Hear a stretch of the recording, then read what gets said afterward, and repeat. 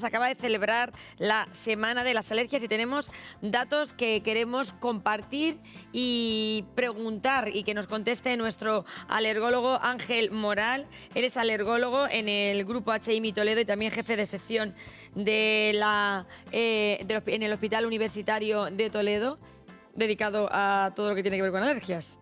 Exactamente. Alimentarias, polen, etcétera. ¿Cómo estás, Ángel? Bienvenido. Bien, bien todo. Buenos días, Julia. Me alegro mucho de verte. Se celebraba esa Semana Mundial de la Alergia con distintas conclusiones. Entre ellas, yo leía un titular que me ha llamado la atención y es que se triplican las consultas médicas por alergias. Se triplican.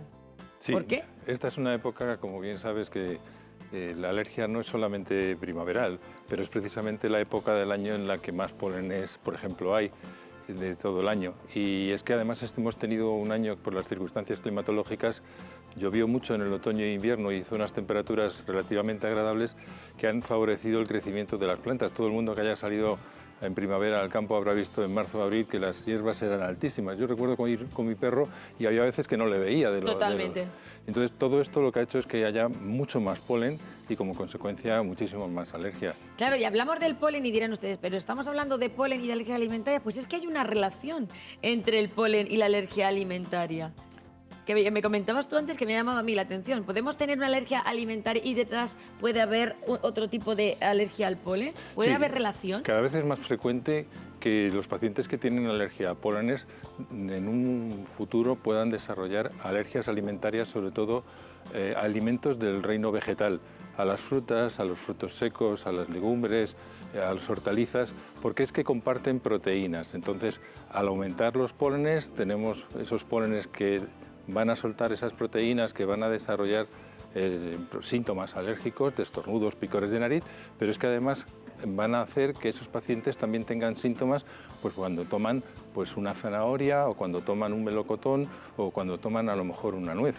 Y cada vez vemos muchos más pacientes con alergia alimentaria que previamente habían han tenido sido alérgicos al polen. Es decir, que mucha gente que estará en casa que tenga alergia al polen estará poniendo las antenas, Ángel, diciendo, Dios mío, ¿esto quiere decir que también voy a tener alergias alimentarias? No tiene por qué, pero hay que tenerlo en cuenta.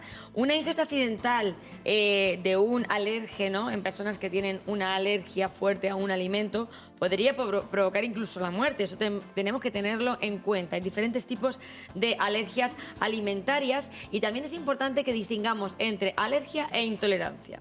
Porque ahora la gente dice, soy intolerante, soy alérgico. ¿Qué diferencia hay entre uno y otro? Bueno, la diferencia prácticamente sobre todo es en la forma en la que se produce la reacción en el organismo. Una alergia está desencadenada porque un paciente está sensibilizado a un determinado polen o a un determinado alimento por un anticuerpo que se denomina IgE. Si tiene ese anticuerpo y se pone en contacto con esa sustancia, va a poder tener una reacción alérgica. En las intolerancias son otro tipo de mecanismo en el que se produce. Es porque, por ejemplo, falta una enzima. La más conocida es la intolerancia a la lactosa. Son personas que cuando toman leche, lo que ocurre suelen tener síntomas siempre digestivos, en forma de malas digestiones, digestiones pesadas, con flatulencia, con gases, con vómitos, pero nunca reacciones en la piel.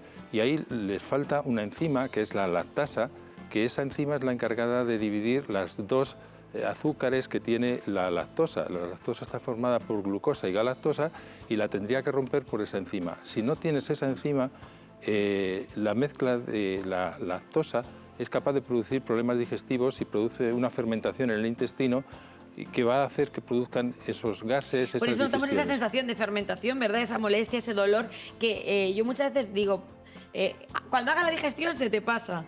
O me ha pasado a mí misma que yo no digiero muy bien la lactosa y tú dices, bueno, me he equivocado, me he tomado un vaso de leche con lactosa y tú misma notas como cuando pasa esa digestión, como cuando tú ya digieres lactosa, esos síntomas pasan.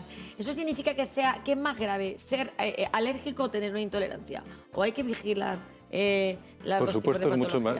La alergia es lo más grave, pero hay formas de alergia muy leves. Hay quien solamente le va a picar un poquito la boca cuando toma un determinado alimento.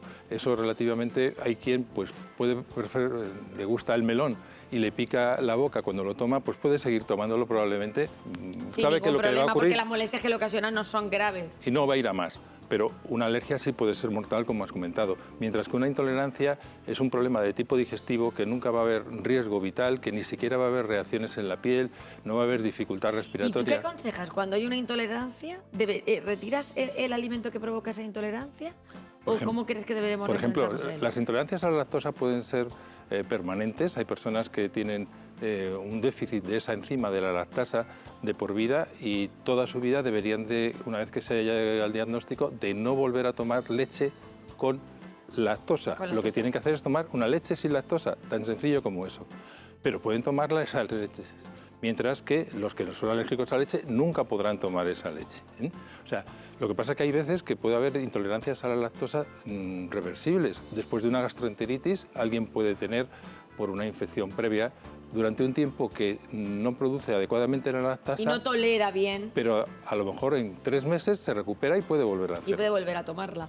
Que nuestro organismo es muy sabio, o sea que nosotros mismos, cuando volvemos a tomar ese alimento con leche, vamos a notar si nos produce molestias o no digestivas. Doctor, el teléfono está abierto para que ustedes puedan llamar al teléfono fijo, al teléfono móvil, si ustedes prefieren mandarnos una consulta a través del WhatsApp. Y hay algunos alérgenos que son los más comunes. Doctor Moral, por ejemplo, la leche, los huevos, los cacahuetes, los frutos secos, el trigo, la soja, el pescado y los mariscos. Seguramente que son las que más tenemos todos en la lista. Pero últimamente yo he escuchado a mucha gente que tiene problemas con la fructosa y se ha desarrollado ese problema en una edad adulta, de la noche a la mañana. Bueno, eso es ¿Por qué están surgiendo alergias alimentarias en edad adulta? ¿Antes no pasaba eso o no lo sabíamos? Probablemente también el tipo de ritmo de vida que llevamos, El estrés. con el estrés y todos los alimentos que también tomamos. ¿El estrés puede provocar que se desarrollen alergias? Pueden producirlo también, igual que producen erupciones en la piel, urticarias, pues también puede producirlo, pero también el tipo de vida que llevamos con prisa, el tipo de comida que tomamos a veces, esos precocinados, pues alteran nuestra flora intestinal. Y esa flora intestinal, la microbiota es muy importante en esas alergias que están, o intolerancias que están apareciendo en personas que nunca habían tenido problemas previos con la fructosa o como pasa con la lactosa, como comentábamos anteriormente. ¿Las alergias desaparecen o van a más? Hay de todo.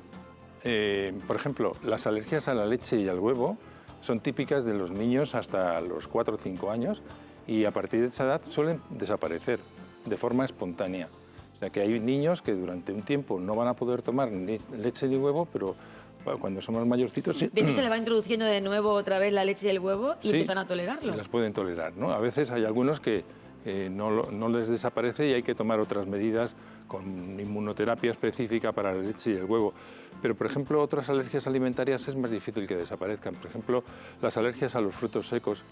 Un alérgico, por ejemplo, al pistacho o al cacahuete es más difícil que le desaparezca sola. ¿Y cómo las tratamos las alergias, Ángel? Bueno, depende un poco de qué tipo Depende de alergia de qué tipo. sea, ¿no? Pero la mayoría, por ejemplo, yo tengo alergia a los cacahuetes. A mí me pasó en una ocasión una cosa que yo, ahora que te tengo aquí, le voy a preguntar, ¿no? Ángel nunca se la había preguntado. Me ocurrió el año pasado. Estaba tomando melón. Yo nunca he tenido problemas con el melón. El melón chino que decimos en esta región. Y cuando me tomé mi rebanadeja de melón, pues yo me noté como un picorcillo en la garganta y como que me daba la tos. Entonces, de primeras, yo pensé, uy, se lo digo pues a ustedes les ha pasado, digo, uy, aparte que como que se me ha atragantado la rodajica, como hablo tanto, pues digo, pues estaría hablando y a lo mejor se me ha ido el dulzorcillo por el otro conducto. Me volví a comer otro trozo y me volví a pasar lo mismo. Me dio como una tos y una sensación como que me costaba no respirar ni muchísimo menos, pero sí como que tragar, como que me costaba. Y yo dije, ya no me tomo el melón. Ahí me he quedado. Tengo que no he vuelto a tomarlo. Tengo que me hagas unas pruebas. Pero ya no he vuelto a tomármelo. Me asusté. A ver, en muchos alimentos, por ejemplo, podría ser... Yo nunca he tenido problema con el melón. En mi pueblo hemos comido melón de postre desde que era pequeñica. Podría ser el caso del melón. Depende de... Hay veces incluso de la variedad, pero muchas veces de la maduración. De tal manera que un melón maduro tiene unas determinadas proteínas que no tiene un melón que esté menos maduro. A lo mejor esos melones maduros, que son mucho más dulces, sí, van a dar más problemas alérgicos que un melón que no esté así, porque producen una proteína en concreto que se llama taumatina, que es capaz de producir problemas alérgicos. Y esa taumatina la tienen muchas frutas, pero las tienen solamente cuando han madurado. De tal manera que puede ocurrir, dulce, yo lo recuerdo muy puede dulce. ocurrir que tomes melón normalmente y no te pase nunca nada, pero si tomas un melón que esté muy maduro, sí te puedas tener ese tipo de Curioso, problemas. pero claro, la sensación que te produce cuando tú empiezas a notar que por primera vez sientes una alergia es una sensación un poco angustiosa, ¿verdad? Porque te da la sensación de como que no puede, como que se te cierra directamente algo Sí. en tu tráquea. Ese es uno de los síntomas que puede ser más graves, ¿no? Que se cierre la glotis y se cierra la vía respiratoria y al no entrar aire, esa persona pues puede tener, puede ser llegar hasta la muerte. Y la muerte. Hay O sea, que intubarlo o hay que tomar determinadas medidas para intentar evitar Por eso hay personas que tienen... hace poco me enteraba yo de una historia en un cole que pues estaban haciendo semana de los alimentos y pues repartían leche. Seguramente que había leche sin lactosa y con lactosa, pero pues a lo mejor alguna contaminación cruzada, algún vaso, nunca sabes. El caso es que uno de los niños que tenían problemas con la proteína de la vaca tomó esa leche y el niño se desmayó. Tuvieron que llamar a la UBI y hubo que ponerle adrenalina. O sea que estamos hablando de cuando la situación es grave, ¿deberíamos de llevar esa adrenalina siempre con nosotros?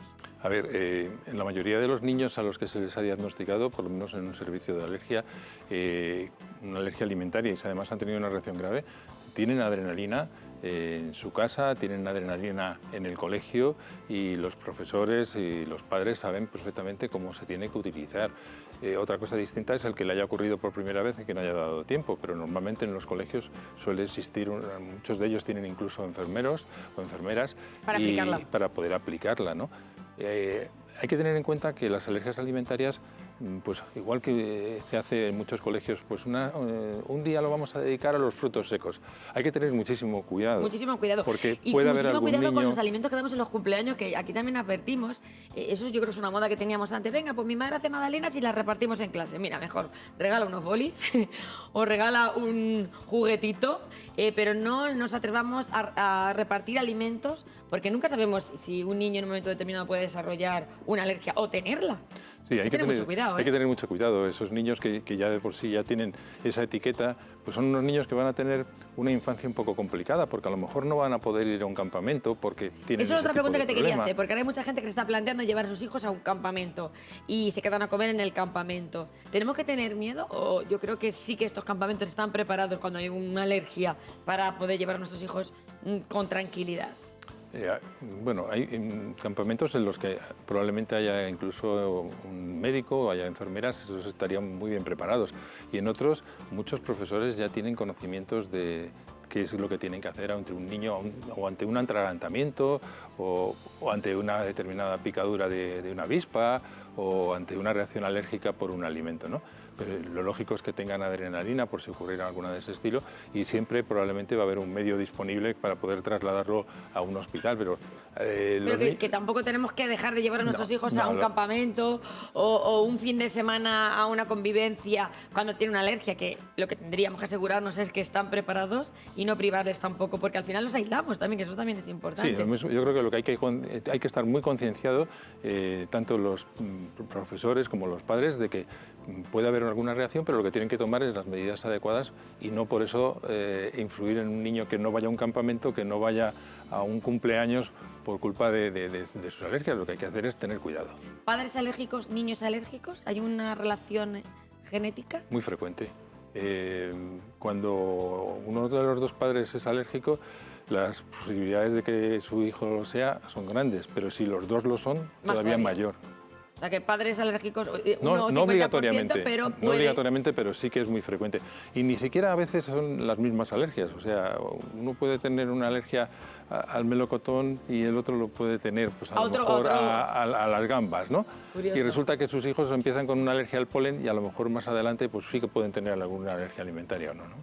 ¿Cómo diferenciamos, por ejemplo, cuando hay una erupción en la piel que se ha producido ahora que estamos en verano por probablemente una alergia al sol o un problema con la crema que nos hemos dado? O a veces la mezcla crema, sol, arena también puede provocar erupciones.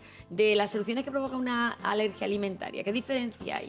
Porque siempre nos decían, los sabones son más de que hemos tenido un problema con un alimento. ¿Cómo diferenciamos? Pues a veces es muy difícil porque el diagnóstico muchas veces es el de urticaria y la urticaria puede ser múltiples causas. Puede ser por bañarte en una piscina que esté el agua caliente o fría, puede ser por haber comido algo, puede ser por el sol, puede ser por el protector solar que te has puesto un rato antes, puede ser porque te hayas tumbado encima de un césped que había alguna planta también. ¿Qué tal alergia? Y ahí en esos casos, cuando tenemos una erupción demasiado grande, sí que es importante, estemos donde estemos, que vayamos a un centro de salud y seguramente que nos pongan corticoides. Lo más probable es que sea tratado con antihistamínicos y en algunos casos con corticoides. Y si incluso fuera una reacción ya grave, tendríamos que utilizar la adrenalina, ¿no? Y luego muchas veces nos quedamos con las ganas de saber cuál ha sido verdaderamente la causa, porque muchas veces desaparece el problema y luego es muy difícil y o no hay pruebas específicas para poder saber llegar al diagnóstico o verdaderamente no sabemos qué ha sido. Lo hemos y hay curado, una edad punto. en la que Ángel marca un poco, ahora tenemos que hacer las pruebas de la alergia. Por ejemplo, padres con alergia al polen, seguramente va a tener alergia esa criatura. ¿Qué edad es la adecuada? ¿Cuándo hacemos las pruebas de la alergia? Que también es una pregunta que hace mucha gente. Bueno, las pruebas de la alergia, lo primero... ¿Dan falsos negativos? Las pruebas alérgicas se pueden hacer en cualquier momento. Yo he llegado a hacer pruebas a leche a niños con 7 días de vida, o sea que se pueden hacer desde que han nacido y a personas mayores igualmente, ¿no? Lo que ocurre es que normalmente las vas a hacer más bien en las edades más intermedias, pues en los niños entre los 5 y 6 años, que son cuando empiezan a tener problemas de alergia por pólenes, o antes si han tenido a lo mejor algún problema con algún alimento. Pero se pueden hacer a cualquier edad y falsos negativos no tiene por qué haber. A veces sí que ocurre que si están tomando una medicación, como un antihistamínico, las pruebas cuando las hacemos están inhibidas. Entonces tenemos que retirar esa medicación porque la prueba sale negativa, pero no sabemos si ha sido porque no es alérgico o porque es que está tomando un medicamento. Es como cuando ya empezamos con el antibiótico y no sabemos si el bicho está o no está, pero ya hemos empezado. Sí, pero tenemos una forma de hacerlo, de saberlo, y es que siempre cuando se realizan las pruebas alérgicas ponemos un control positivo, que es una sustancia que se llama histamina. Si esa prueba no sale, hay que pensar que es que estaba tomando el paciente alguna medicación y aunque la prueba todo haya sido negativo, debemos de volver a repetirla sin tomar ese medicamento. Hay gente que tiene que estar en tratamiento quizás de por vida por una alergia alimentaria. ¿Eso puede tener alguna consecuencia para él, algún efecto secundario? ¿O no pasa nada porque tengamos esa alergia y convivamos con ella, aprendemos a convivir con ella? Bueno, lo primero, si tenemos una alergia alimentaria, lo más probable es que lo que tengamos que hacer es dejar de tomar ese alimento. Con lo cual, ese sería... Luego están las trazas, que a mí eso me preocupa también. Sí, eso ahora si quieres hablamos. Lo cual, el tratamiento sería la evitación de ese alimento. Probablemente no tengas que utilizar ninguna medicina, pero sí tener a mano determinados medicamentos que tendrías que utilizar si vuelves a tener una reacción. Y con respecto a lo de las trazas... Recordamos el caso, hubo un caso que además contamos aquí en Estando Contigo, de una chica que fue a tomarse un café, ¿verdad? Y pidió supuestamente, no creo que tuviera evidentemente intolerancia a la lactosa, esto nos viene bien como ejemplo, seguramente tendría una alergia a la proteína de la leche, a la proteína de la vaca realmente. También hay alergias a las proteínas vegetales, que también eso es importante tenerlo en cuenta, y falleció.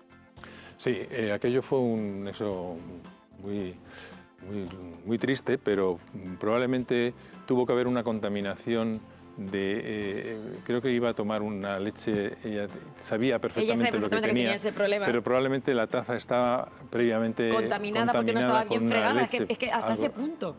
Sí, yo tengo pacientes que puede parecer sorprendente que son alérgicos a lo mejor al pistacho o al anacardo y si su familia lo toma y le da un beso, le sale una erupción en la cara. ¿Solo o sea, por el solamente beso? por haberle dado un beso. O sea, que para que veas un poco que hay que tener a veces mucho cuidado. Y entonces, sobre todo esos tipos de pacientes son los que tienen que tener mucho más cuidado con las trazas, porque con cantidades muy pequeñas Eso sí creo que pasó en el cole, tener el problema. al llenar el vaso de la niña, a lo mejor a la otra le dieron una leche que era la adecuada, pero como estaban manipulando todos los vasos de todos los niños, por eso le provocó a la niña esa alergia y el shock que tuvieron que llamar a la UBI móvil. O sea que hay que tener también una limpieza exhaustiva cuando tenemos a una persona con alergia en casa. Y sí que también, eso también lo tratamos una vez aquí con una farmacéutica que vino, es importante cuando vayamos a un restaurante nos den la hoja de alérgenos, o sea, es importante. Sí, hay una normativa europea en la que hay 14 alérgenos en concreto que tienen que anunciarse en cualquier restaurante en las comidas que se toman. No son todos, pero sí que son casi todos los más importantes. Y alguien alérgico pues sepa perfectamente que no tenga que estar preguntando ¿y esto qué lleva? ¿Y esto qué lleva? Que lo deberíamos de exigir, ahora que nos vamos a mover todos, que empezamos a salir de vacaciones, que nos lo tienen que dar. O sea, que Sí. tenemos que ver esa carta, es importante, y si no, pues no nos fiemos y nos vamos a otro sitio. Cualquier alérgico de esas características, cuando viaja afuera, tiene que tener mucho cuidado. Sabe que en casa todas esas medidas las están tomando y no hay ningún problema, pero cuando estás fuera, pues no sabes muy bien cuál ha sido la procedencia de determinado alimento y si ha podido estar en contacto con alguna otra causa que podría darle problemas. Y Ángel, hay multialérgicos de estos que tienen alergias, esta palabra me la he inventado yo ahora mismo, pero que tienen alergia a varios alimentos Sí, hay... también. Recuerdo en mi consulta habitual niños con alergia a frutos secos, a legumbres, a cereales, a frutas. Que eso es una faena, y pueden tomar leche y huevo y carne y pocas cositas ¿Por más. qué pasa eso? Pues el sistema inmunológico suyo pues está especialmente sensibilizado, produce anticuerpos contra un poco casi todo y como consecuencia pues tienen de hecho, muchos de estos niños tenemos que recurrir a veces a nutricionistas porque podemos hacer algún déficit de algunas proteínas o de algún determinado tipo de vitaminas porque dejan de tomar determinado tipo de alimentos, claro. Y antes has hablado de la inmunoterapia, que son, bueno, se ha avanzado también mucho en el tipo de tratamientos. ¿Y qué es lo más novedoso que tenemos ahora en tratamientos para las alergias? Bueno, pues ya desde hace muchos años, antes cuando un niño o un adulto era alérgico a un alimento, pues lo que tenía que hacer era evitarlo y tener mucho cuidado. Pero, por ejemplo, ahora mismo con algunos alimentos, sobre todo la leche y sobre todo el huevo, que es quizás los que más se han hecho, pero también se está haciendo con pescado y con cereales, se está haciendo la inducción de tolerancia y es suministrar dosis progresivamente crecientes cada semana del determinado alimento hasta que llegamos a dar pues, un vaso de leche de 250 centímetros cúbicos y luego lo que sí que hay que hacer, hay que seguir tomándolo por lo menos 2 veces a la semana para que no perdamos esa sensibilización.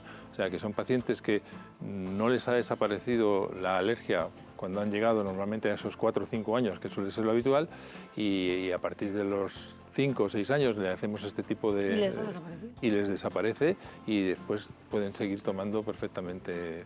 Y Ángel, ahora que vamos a movernos, cuando nos encontramos con este tipo de sintomatología, decimos, hemos comido alguna cosa y parece que de momento notamos que algo raro en la garganta, ese picorcillo, empezamos a ver alguna erupción en la piel.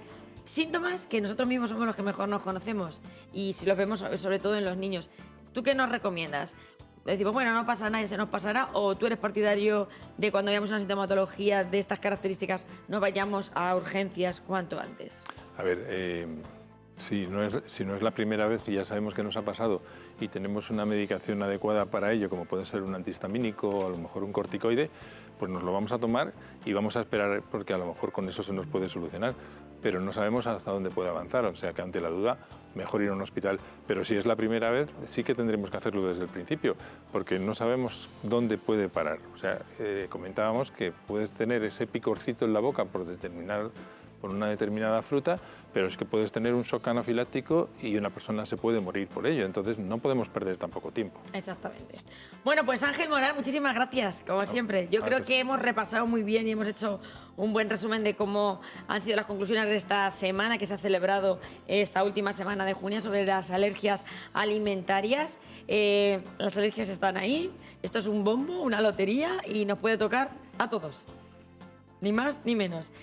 Ángel Moral, te vemos en el IMI, alergólogo del grupo HIMI, también aquí en el Hospital Universitario. Si tenemos que recurrir a ti, estaremos siempre en buenas manos. Muchas gracias y buen verano. Igualmente.